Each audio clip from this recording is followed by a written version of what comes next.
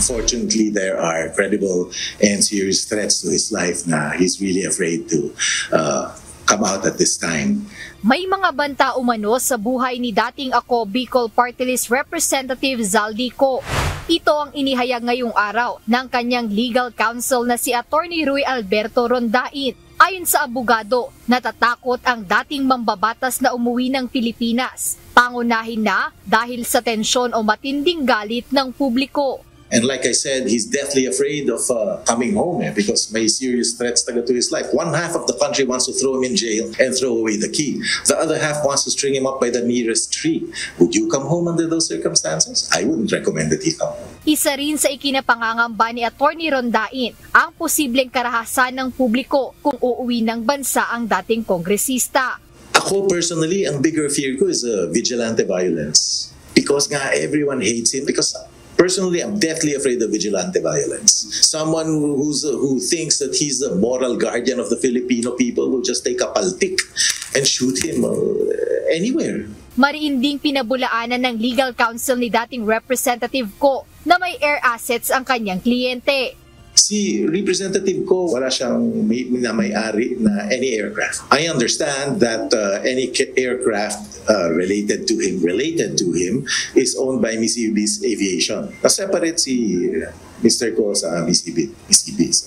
You should ask the lawyer of Mississippi. Base sa naging pahayag ni Public Works and Highway Secretary Vince Dizon noong Setyembre, nagmamay-ari si Ko ng ilang helicopter na nagkakahalaga ng 4.7 billion pesos. Ito ay batay na rin mula sa record ng Civil Aviation Authority of the Philippines o CAAP. Ngunit para kay Attorney Rondain, misinformation ang naturang mga pahayag.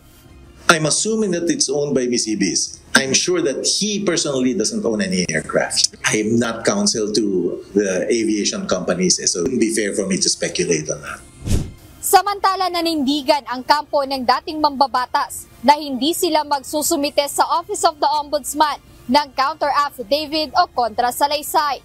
Ito'y kaugnay ng preliminary investigation sa blood control project sa Oriental Mindoro na abot sa 290 million pesos ang halaga na hawak ng contractor na SunWest Incorporated na iniuugnay naman kay dating Congressman Ko.